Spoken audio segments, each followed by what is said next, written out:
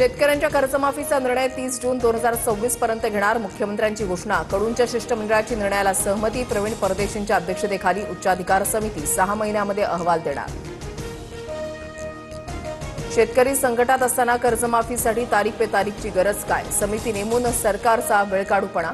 शेतकऱ्यांचा जीव गेला तर जबाबदार कोण? विजय वडेट्टीवारांची टीका। कर्जमाफीच्या आश्वासनानं काहीही होणार नाही। पुन्हा एकदा सरकारकडून शेतकऱ्यांची फसवणूक, परिणाम भोगावे लागणार। जरांगेंचा इशारा। बच्चू कडू, राजू शेट्टी, जानकरांसह 2,500 आंदोलकांवर गुन्हे दाखल। आंदोलनादरम्यान नागरिकांची गैरसोय झाल्याचा ठपका।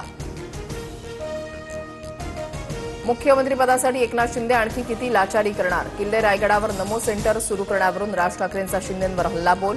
सेंटर फोडण्याचा इशारा।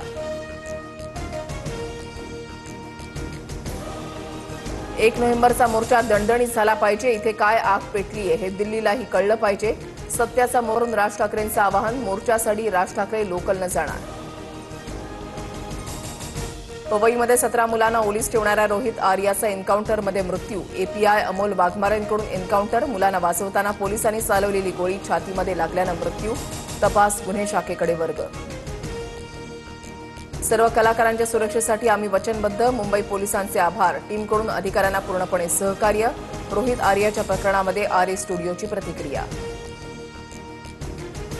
मुंबईच्या पवईमध्ये ओलीस ठेवलेल्या 17 मुलांसह 2 नागरिकांची पोलिसांकडून सुटका। डांबून ठेवणाऱ्या रोहित आर्यानं दिली होती मुलांना जाळून मारण्याची धमकी। आरोपीकडून एअरगन आणि केमिकल जप्त।